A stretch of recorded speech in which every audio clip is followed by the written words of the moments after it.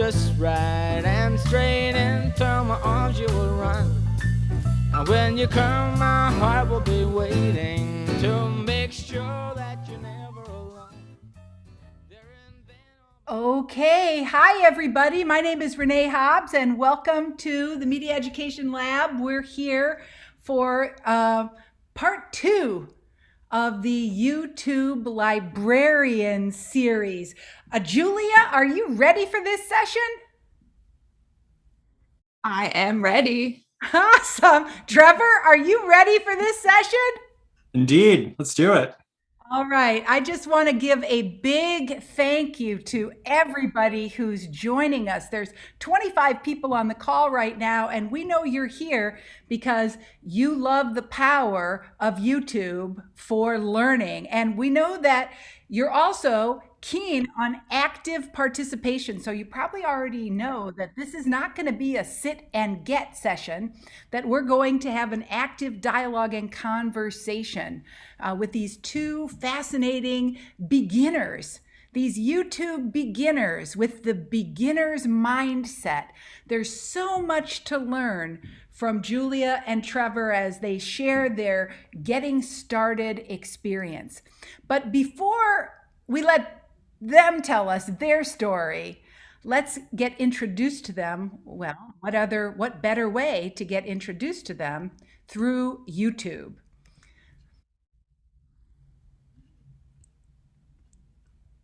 So let's see, here we go. I'm a librarian. Woo! How have I never seen this? Hi, I'm Julia, and I'm a librarian at an academic library. Let's dig into this. Oh, sounds fun. Love it. And I'm Trevor, and I am a graphic designer at the same academic library. And an adventurer. All right, well. Welcome to Everyday Inquiry. And today we are going to be talking about research. Something along the lines of Library of Congress. A bunch of elephants broke into a Chinese farm and got drunk on whiskey, I think it was. Because the idea is if you go to a place and you're looking for something, you might also be interested in the things next to it. Because that's what we love about them, right? They're delightful because they're amazingly real. This blew my mind when I found this out. Always hire a koala to rob the bank. The creator of the Dewey Decimal System is a fraught figure. There's a raccoon holding a kitten. TV shows and old movies, TV shows, movies, Sorry. old movies, new movies. I need to sneeze.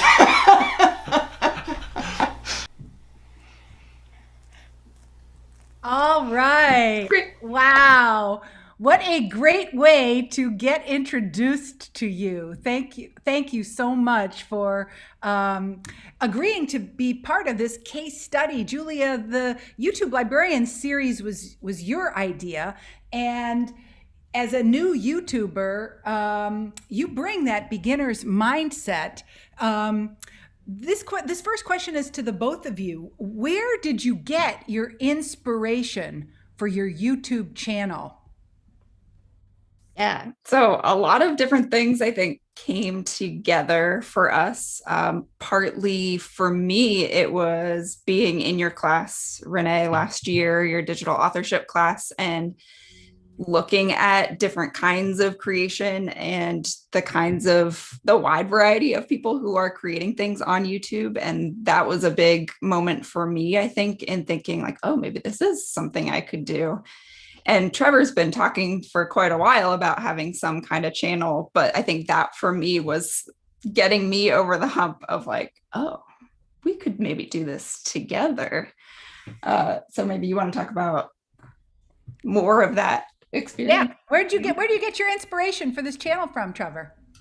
Well, as Julie was saying, a lot of it came from kind of long walks as she was going through your class, and we were talking about what it means, what literacy means, and what kind of that learner mindset means. And I was drawing a lot of parallels to I'm a YouTube fanatic. I love watching stuff and learning through YouTube. And so I was like, oh, like this channel, or oh, that's like this channel.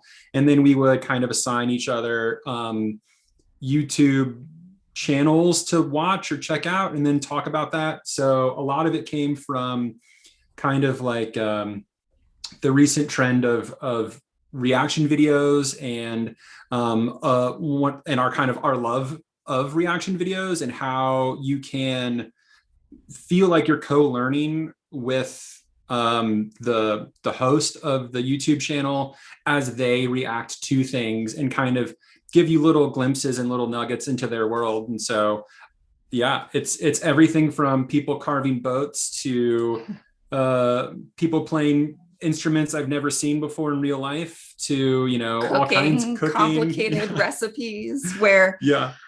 I like to cook, but I don't necessarily have any intention of replicating what I'm seeing, but cooking videos are some of my favorite things to watch. And I'll pick up things about like why it's important to heat your oil to a certain temperature. And you get those little pieces of learning, but it's more about watching a fun person do something they love to do, I think. Nice. So when did you start your YouTube channel, and what have you learned since you began? So we launched our channel just in December, and we had been working up to it probably through the summer up to that, thinking about what do we really want to do? What could this look like? How can we scope ourselves into something that is fun for both of us and doable? And I think for me, the learning has really been around reminding myself of how fun and valuable it is to be a learner. And I think it's worked the best, at least for me, when I can be sort of playful and experimental and treat it as an experiment. I definitely have some perfectionist tendencies in a lot of areas of the work that I do. And it has really, I think, pushed me to kind of step out of that and say, I'm just learning this. I haven't done this before. I haven't done a lot of video editing before. I've never been on YouTube before. And that's been a good reminder, I think, for myself as an educator of like, oh yeah, I can learn things and have a lot of fun learning them, and bring that kind of learner spirit to hopefully sharing some educational things too. For me, it's been a lot of, I work I work as a graphic designer for a communications team. So a lot of the kind of the concepts of YouTube and the kind of the production side of it I was already somewhat familiar with, but the things that I've been enjoying learning the most about is all of the stuff that y'all do as by trade, pedagogy and teaching, and how to engage with learners, and been picking up all of the fun concepts like parasocial relationships that you can form with a YouTube community. And so it's really all of the teaching and the education that I've really kind of been learning about. So as we go through this, I'm been really enjoying things like making a lesson plan for the YouTube video, or using Julia's digital literacy framework to help us think about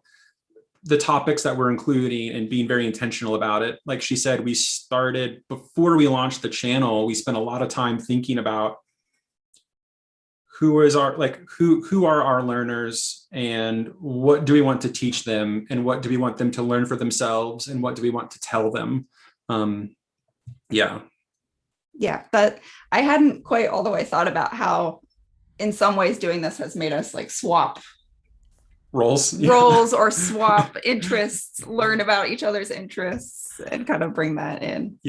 I was just thinking actually about that is kind of an interesting thing, that you have you've learned the flexibility of taking on those different roles. Can you talk about what you have been most proud of with this small corpus of YouTube work that you've done so far. What have you been most pleased with or most proud of? Can I jump in? Yeah, go for it. I would say just the doing it. And one thing that has been really hard for me, I suspect, like many of our audience, we struggle with perfectionist tendencies, and that need for or that desire for measurable impact, let's say, and growth. And so one thing I've been really proud of is strangely just the quieting of that, and then saying, no, this is as much for us right now as it is for anyone else, and really focusing on the learning of it for ourselves and just the working through it, and then saying, no, let's not, we don't even really want to worry about X, Y, or Z from kind of the marketing side of things until way down the road. Let's just have fun. Let's just learn what we like. Let's explore some types of video and explore the process and find kind of what works for us. Yeah, I would definitely agree with that. And I think that's the pride comes with the big challenges too. And that figuring out, what is this? What are we trying to do? Why are we doing this? But I think I'm proudest of the places where I think we've come up with a really creative or fun way to talk about something that might be a concept that at work I'm talking about with students all the time, but I wouldn't have thought to react to your Google results for your name, or take a quiz, or do things more playfully. So it's kind of a switch on things that are so normal for me to think about, that I'm proud of myself for stepping out of the way I would usually talk about them or teach them. I think this is a really interesting idea. So your creativity has been unleashed by the opportunity to think in different ways than in your usual job, right? Mm-hmm. And that, I wonder, has that had an impact on your usual job? Mm-hmm. Yeah, for sure. I think partly for me, it's also, I feel like this is me walking the digital literacy walk and improving my own skills and putting some of these concepts, again, coming back to myself as a learner. So I think having that experience brings me back to a better understanding of the wide variety of creative experiences our learners are having in lots of different ways. And think about it, how liberating that is, right? To be able to sort of acknowledge and say, okay, people are learning with YouTube in a lot of ways that we haven't fully acknowledged or considered. And you're able to be in touch with that more because you are living it yourself. Mm-hmm. Absolutely. I would just throw in there to add, like, as Julia mentioned, I've always loved YouTube. I've always loved the idea of teaching. I never really thought that we would kind of bring the two together. And I've never really found my inroad to either of those two before we kind of started on this journey. And one of the things that I've picked up as we're kind of talking about this is kind of recognizing my own expertise, and recognizing that even that when you're surrounded by people who all know the same things or practice the same craft, or work in the same profession, it's sometimes it's very easy to forget how much of what is expertise to others, and how much they would love to know about the things that and YouTube can be a really fun and informal way to kind of share that knowledge, and just sort of as someone said in the chat, the joy of learning about it, and how much fun it can be to learn about random things or things that you didn't know about before. And especially as it relates to the work that teachers and librarians do, a lot of this work is really meaningful to the way that you navigate the world online and in person. Great point. So I have a question. So your YouTube channel is called Everyday Inquiry. And I want to know more about what you mean by that. And I also want to know what you mean by that in relation to what I would call digital literacy. We talked about names for so long and we just were throwing out so many words. And I think what we were trying to capture is that we wanted to talk about digital literacy. We wanted to talk about everything from privacy and online identity to creation and things that we want to know around that and online community. And we wanted to do that, though, in a way that was real life application outside of the classroom. So that's that everyday, like, so just things that come up. Being able to apply research practices to making all kinds of different decisions or just things that we wonder about.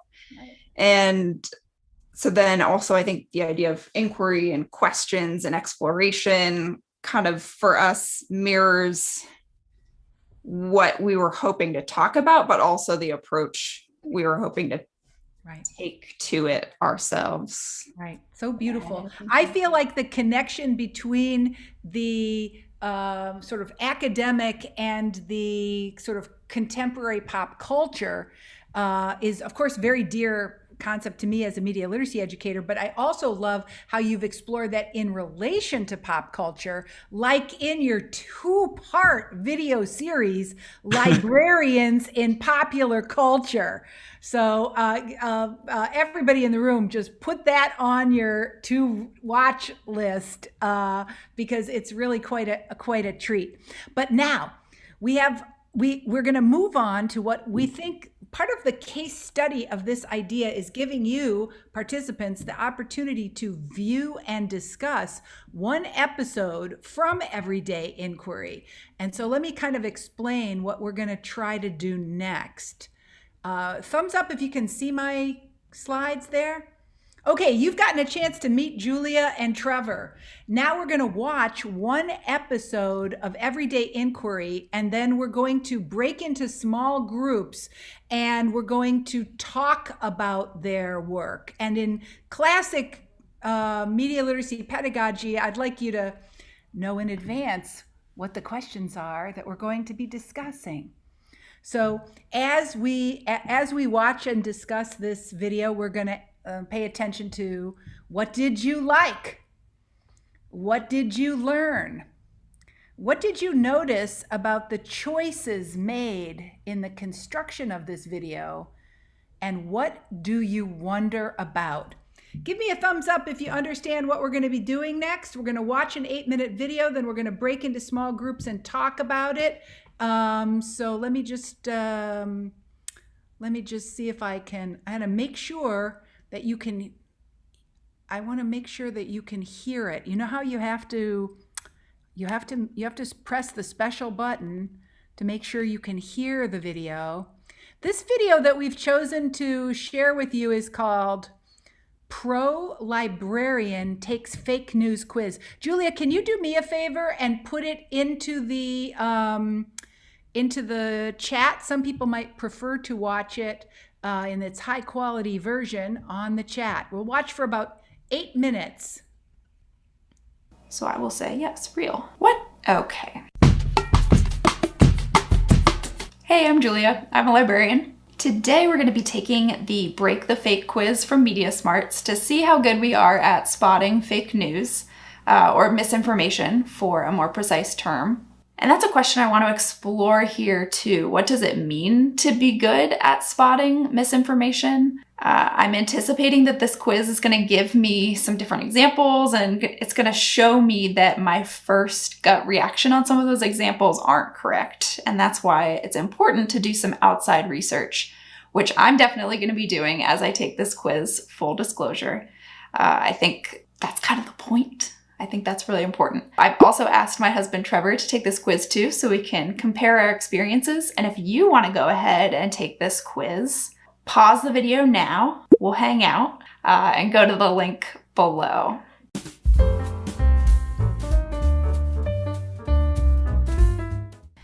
So, break the fake quiz. See if you can tell which of these stories are true and which are fake. Start quiz. Don't snuggle or kiss your chickens, CDC says. From Ohio.com. I would believe that that's true. They probably have diseases. Yeah, that's gross. Don't kiss your chicken. So I'm gonna guess that that's probably true. Of course, I want to do a little research.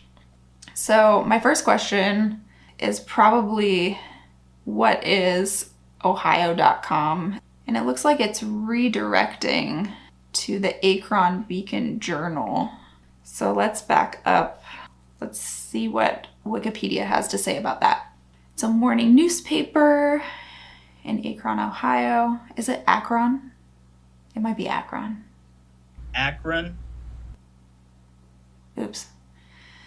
Now, I also just want a quick kind of check to see if anyone else is talking about this, that you should not snuggle or kiss your chickens.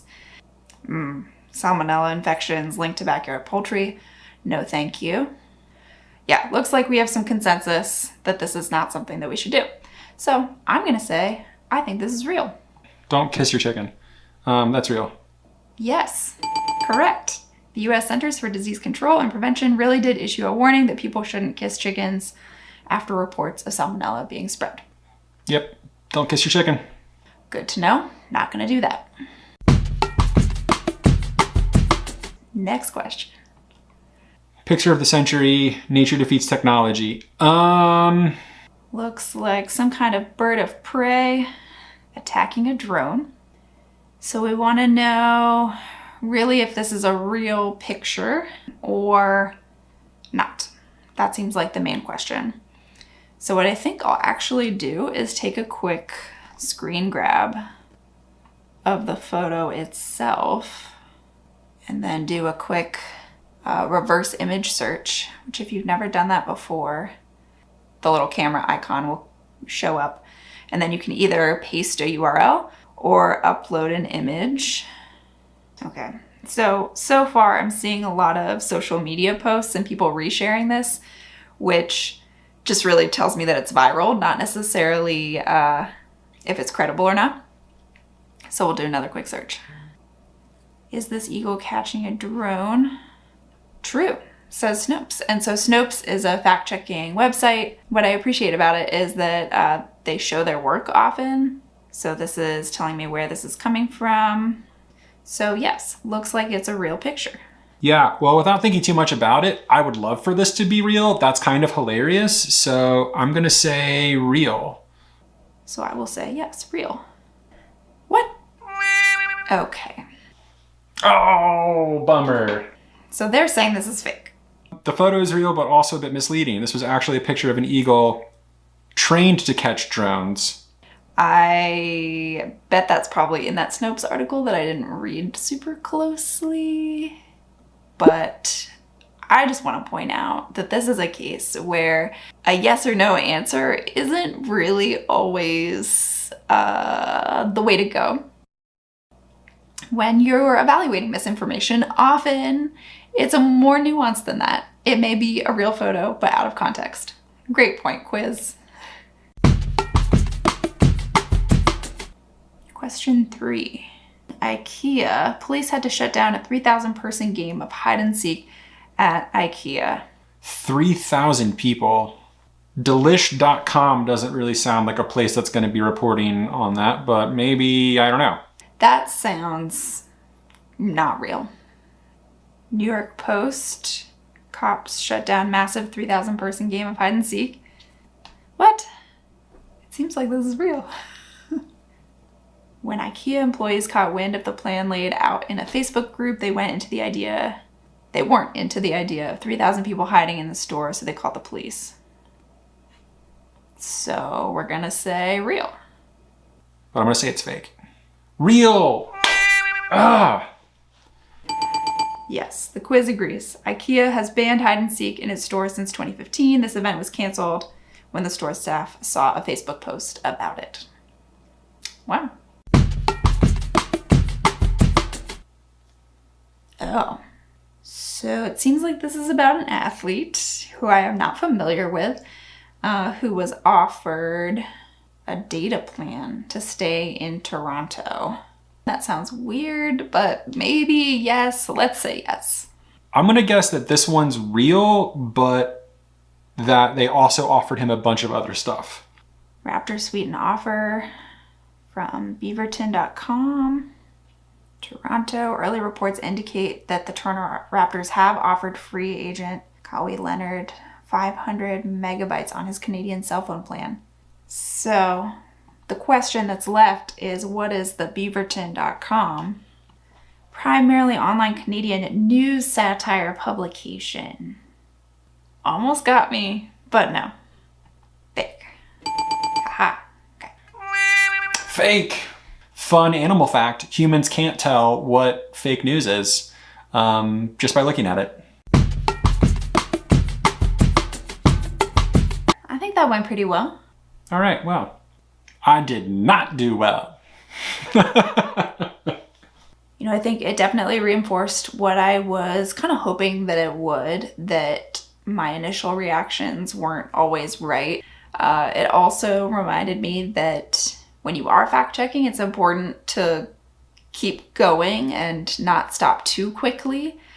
Just because something's viral doesn't mean it's true for sure. And that, just seeing even a true false claim isn't always right in itself too. It's more nuanced than that. You might have a photo that is a real photo, but not something that's in the right context in what you're seeing. So there are lots of quizzes like this out there. I will throw some suggestions down in the description if you want to try any of those. Let me know how it goes.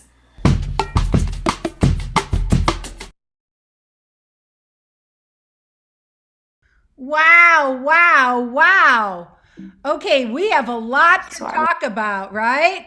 So I'm going to move you into breakout rooms now. And you're going to keep in mind these four questions. What did you like? What did you learn? What did you notice about the choices made in the construction of this video? And what do you find yourself wondering about? Now, when I open up the breakout rooms, I just want to remind you, hold on a second here. When I open the breakout rooms, I just want to remind you, this is an opportunity to make a new friend. So before you can have a conversation, you can kind of got to know who's in the room. So make a new friend. We're going to give you about 15 minutes to talk about this video. If by any weird chance you go into a breakout room and there's nobody else in that breakout room, come back into the main room and I will reassign you. Give me a thumbs up if you understand what we're going to be doing. For about 15 minutes, we're going to be playing View and Discuss. Okay, rooms are open. Have fun.